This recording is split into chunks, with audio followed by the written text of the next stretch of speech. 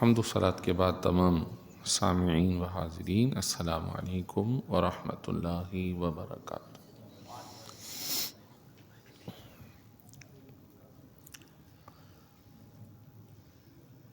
ایک آیت مبارکہ سورہ احزاب کی تلاوت کی ہے۔ دعا کرتے ہیں اللہ رب العالمین ہمیں اس کے تحت صحیح سماعت کرنے اور عمل کی توفیق عطا فرمائے۔ محفل 11 تاریخ مہینے کی، کیونکہ ربیع الثانی کی 11 تاریخ کو بزرگوں میں ایک بڑا نام حضرت شیخ عبد القادر جیلانی محبوب سبحانی کا یوم وصال ہے۔ اسی مناسبت سے ہر مہینے چاند کی 11 تاریخ کو آپ سے منسوب ایک محفل کا اہتمام دنیا جہاں میں ہوتا ہے، اور مقصود ایک تاریخ کو مقرر کر کے ان کی یاد تازہ کرنا اور ان کے راہ نشاں کو اختیار کرنا کہ جو انہوں نے اپنی زندگی نیکیوں میں گزاری، صرف کی، اللہ کے پسندیدہ بندے بنے، ہم بھی کچھ ان کے مواعظ، ان کی نصیحتیں، ان کے فضائل سنیں تاکہ ہم میں بھی عمل کا جذبہ بیدار ہو، ہم میں بھی نیکی کی محبت پیدا ہو۔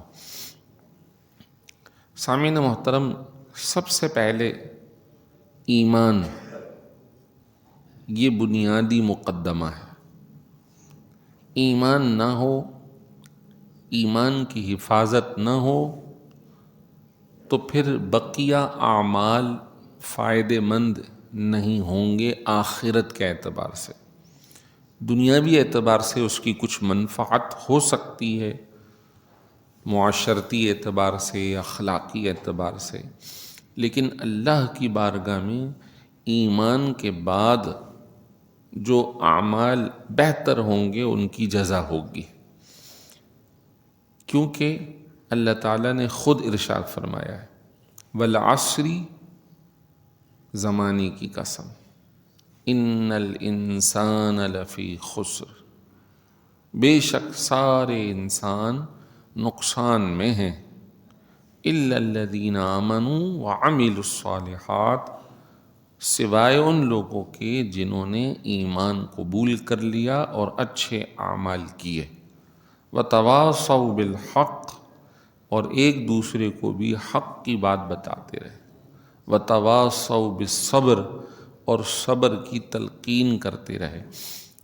صبر کا ایک مفہوم تو وہی ہے تکلیف اور مصیبت پر صبر، اور بعض آیات صبر کے مفہوم کو یوں بھی پیش کرتی ہیں کہ شریعت مطہرہ پر عمل درآمد کرنا، جم جانا، ٹھہر جانا، تو شریعت پر صبر ہے، اور اس صبر کی تلقین یعنی دین پہ عمل کرنے کی ایک دوسرے کو تلقین کرتے رہیں۔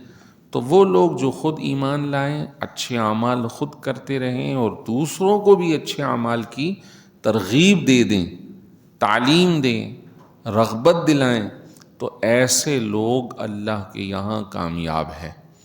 تو ایمانیات کے اندر ہمیں حکم ہے کہ آمنو کما آمن الناس، آپ لوگ ایسے ایمان لائیں جیسے صحابہ کرام ایمان لائے ہیں۔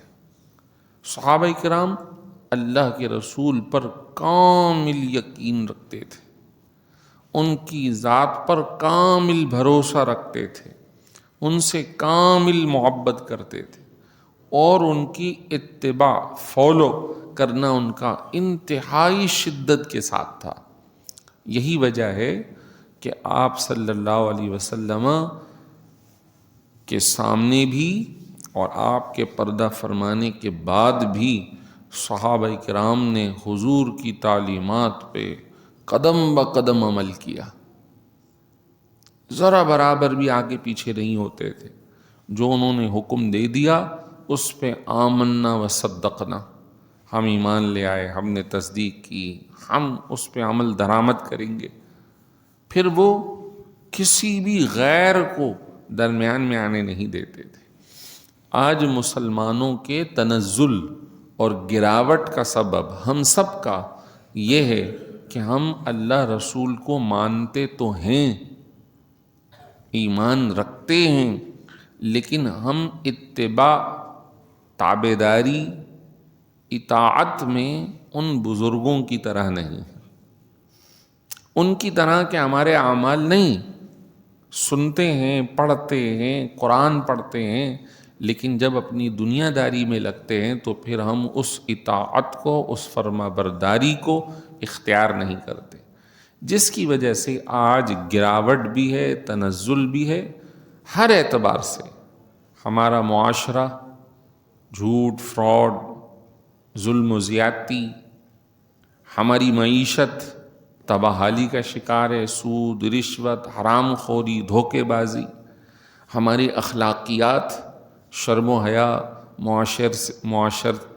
معاشرے سے ختم ہو رہی ہے، ماں باپ کی عزت، احترام اولاد کے سامنے سے مٹ رہی ہے، استادوں کی عزت مٹ رہی ہے۔ یہ سب کی سب جو وجہ ہے وہ ہماری تعلیمات اسلامی کو چھوڑنے کی وجہ سے۔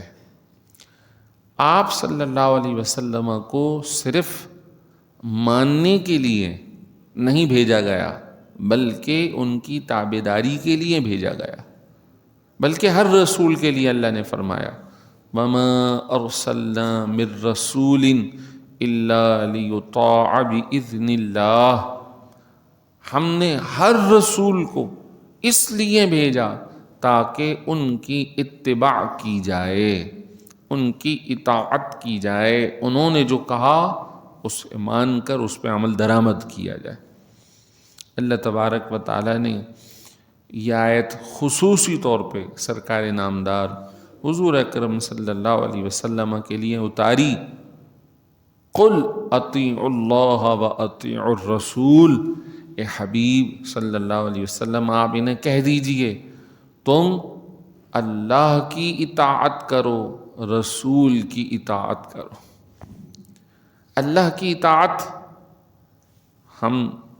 نہ ہم پر کلام آیا، نہ ہم بات کر سکتے ہیں، نہ ہمیں کوئی وحی ہے، ہم غیر نبی ہیں، تو اللہ کی اطاعت کیسے ہوگی؟ تو پھر فرمایا من یطع الرسول فقد اطاع اللہ، جس نے رسول کی اطاعت کر لی اس نے اللہ کی اطاعت کر لی۔ آپ صلی اللہ علیہ وسلم نے اپنے فرمان سے اقوال، اپنے قول، آپ کی حدیثیں پیش فرمائیں اور اپنے عمل سے کر کے دکھایا۔ کوئی بھی عمل جو سنت کے، عمل رسول کے خلاف ہوگا، اس کو بزرگوں نے کہا ہے کہ یہ نیا کام ہے، اس کو عربی میں کہا جاتا ہے بدعت۔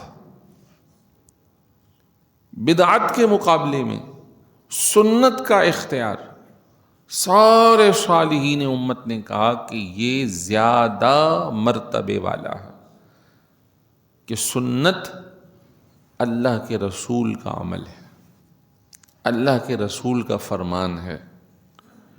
مثال اس کی یہ ہے کہ اگر کوئی شخص ان سنتوں کو ادا کرتا ہے جو حضور نے ادا فرمائی، مثلا نماز کی سنتیں، فرض سے پہلے، فرض کے بعد، جو ان کے براتب ہوں گے، جو اس کی وجہ سے آپ کو ثواب ملے گا، درجہ بلند ہوگا، وہ اس سے ہٹ کر آپ خود 2 نفل، 4 نفل، 5، 6 نفل پڑھ لیں، آپ کو اتنا ثواب اس میں نہیں ملے گا جتنا سنت رسول پہ عمل درآمد کرنے کی وجہ سے ملے گا۔ آپ صلی اللہ علیہ وسلم کے طرز کو اختیار کرنا بہت ضروری ہے۔ آپ کی طرح لباس، آپ کی طرح گفتگو، آپ کی طرح اٹھنا، بیٹھنا، کھانا، پینا، سب ہی اللہ کے یہاں مقبول ہے۔ آج جس چیز کی شدت سے چھوڑنے کی بات دیکھی جا رہی ہے وہ آپ صلی اللہ علیہ وسلم کی سنت مبارکہ ہے۔ اس کی ایک مثال، حضور صلی اللہ علیہ وسلم کبھی خالی سر نہیں رہتے تھے، خالی سر نماز ادا نہیں فرماتے تھے، چاہے آپ عمامہ پہنتے چاہے آپ ٹوپی پہنتے۔ آج ہم دیگر کاموں کے لیے تو اس سر کو خالی رکھتے ہیں، باہر جانا آنا، لیکن اب ہم نماز پڑھنے میں کہ کبھی حضور کی سنت یہ نہیں رہی، اس کو ہم نے چھوڑ دیا۔ بظاہر اس کو رکھیں نہ رکھیں یہ ایک عمل ہے ذہن میں کہ بھی سنت ہے، فرض تو ادا ہو جائے گا، بالکل ادا ہو جائے گا، لیکن طریقہ وہ جو طریقہ مصطفیٰ ہے صلی اللہ علیہ وسلم، وہ ہمارے لیے ہمارے اس عمل کی نورانیت کا باعث ہوگا، اس کی برکت کا، اس کی قبولیت کا سبب ہوگا۔ ہر وہ عمل کہ جس کے اندر سرکار دو عالم صلی اللہ علیہ وسلم کی اتباع کی جائے گی وہ ہمارے عمل کو چار چاند لگا دے گا۔ حضور نے ارشاد فرمایا، جیسے اب اس زمانے میں نے عرض کیا کہ یہ ایک عام ہوا چلی ہوئی ہے، بڑے ہوں چھوٹے ہوں وہ ایک دوسرے کو دیکھا دیکھی سر کو خالی رکھ کے نماز پڑھ لیتے ہیں، وہ گناہ نہیں کر رہے لیکن سنت کو چھوڑ رہے ہیں۔ شیطان کا ایک وار یہ بھی ہے کہ وہاں سے آتا ہے کہ جہاں آپ کو تسلی دلا دے گا، بھائی اگر یہ کام نہ کرو گناہ تھوڑی ہے، یہ کام نہ کرو تو گناہ تو نہیں ہے، لیکن اس کام کو چھڑوانے کے بعد پھر وہ آہستہ آہستہ گناہ کی طرف لے کے جائے گا۔ ایک ساتھ وہ فرض پہ حلال حرام پہ حملہ نہیں کرتا، وہ چور دروازے سے داخل ہوتا۔ حضور نے فرمایا، جو میں نے حدیث شریف ابھی خطبے میں بھی پڑھی تھی، من احیا سنتی عند فساد امتی فلہ اجر مئت شہید، جو شخص امت کے اندر بگاڑ کے زمانے میں میری ایک سنت کو زندہ کرے، اس پہ عمل کرے، اللہ تعالیٰ اسے 100 شہیدوں کا ثواب عطا فرمائے گا، 100 شہیدوں کا ثواب عطا فرمائے گا۔ اب بظاہر میں نے ایک مثال دی ہے، اسی طرح آپ صلی اللہ علیہ وسلم کا طریقہ کھانے کا، سونے کا، اٹھنے کا، بیٹھنے کا، بات کرنے کا، یہ ساری باتیں جو ہیں وہ سنت ہیں کہ جب بھی کھانا کھایا جائے سیدھے ہاتھ سے کھایا جائے، بات کرنے میں کبھی جھوٹ نہ بولا جائے، گالی نہ دی جائے، فحش بے حیائی کی بات نہ کی جائے، فحش عمل نہ کیا جائے، اپنے لباس کو پاک صاف ستھرا رکھا جائے، اور دوسروں کے لیے ادب احترام کا رویہ اختیار کیا جائے۔ حضور علیہ الصلوۃ والسلام کی تعلیمات میں ہے کہ کوئی آ جاتا آپ اس کو عزت دیتے، آپ اس کی مہمان نوازی کرتے، اس کے ساتھ اچھے مسکراتے چہرے سے ملتے، کبھی کسی کی حق نہ کرتے، توہین نہ کرتے، اسے رسوا نہ کرتے۔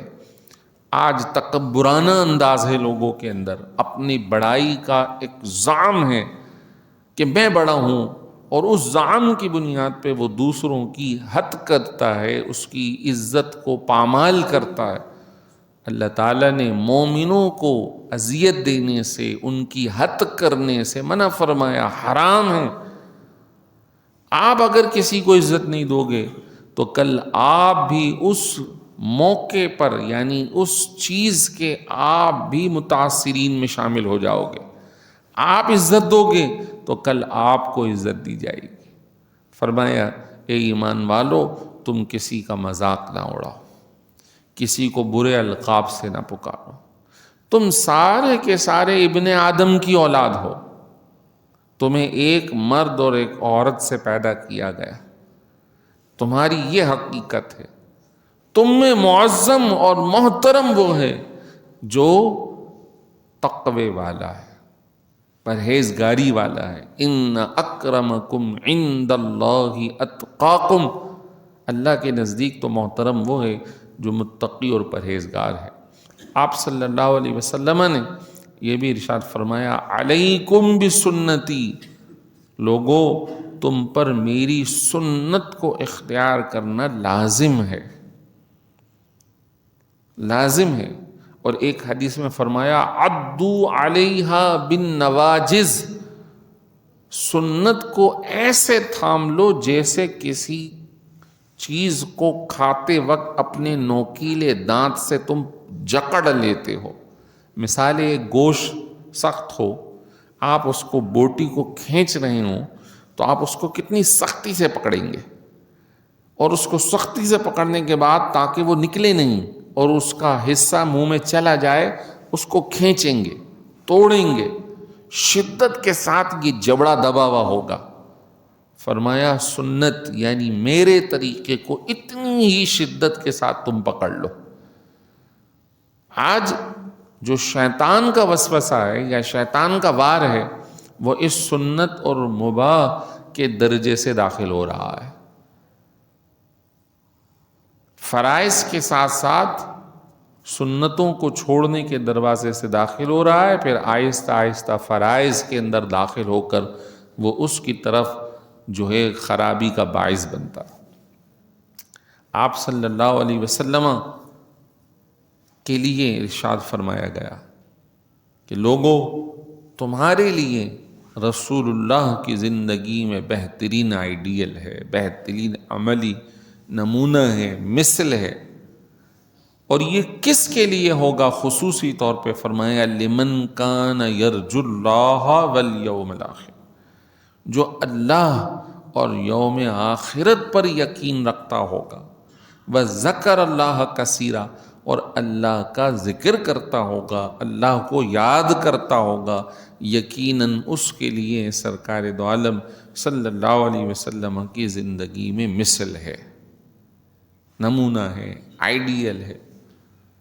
صالحین جتنے بھی ہیں، سیدی غوث پاک رحمہ اللہ ہیں، آپ فرماتے تھے کہ میں نبی کریم صلی اللہ علیہ وسلم کے قدم بقدم اتباع کرنے والوں میں ہوں۔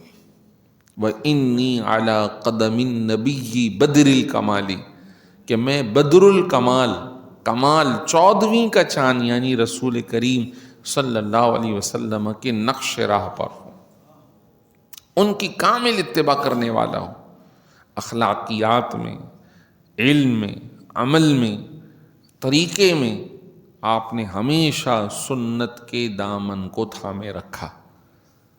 آپ رحمہ اللہ کی زندگی کا ایک حصہ یہ ہے کہ کبھی بھی دنیا کی ایسی طلب کہ جو دنیا میں غرقاب کر دے، آپ اس سے بالکل دور رہتے تھے، بلکہ دوسروں کو بھی دور رکھنے کی ترغیب کرتے تھے۔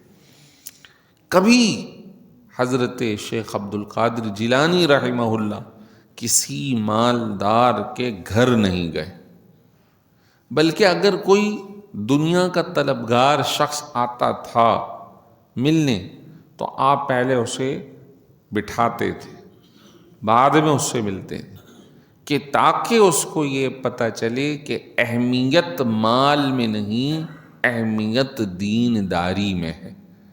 بہت سارے مالدار آتے تھے لیکن آپ رحمہ اللہ ان کو توہین نہیں کرتے، بے عزت نہیں کرتے، لیکن اہمیت سے آگاہ کرتے تھے کہ یہ مال الگ چیز ہے اور اللہ کی بارگاہ میں تقوی اور طہارت الگ چیز ہے۔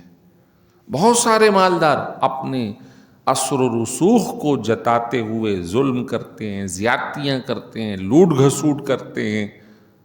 ایک مرتبہ ایک مالدار شخص آپ کی بارگاہ میں اشرفیوں کی تھیلی لے کر آیا، آپ نے فرمایا ہمیں اس کی ضرورت نہیں، تم لے جاؤ۔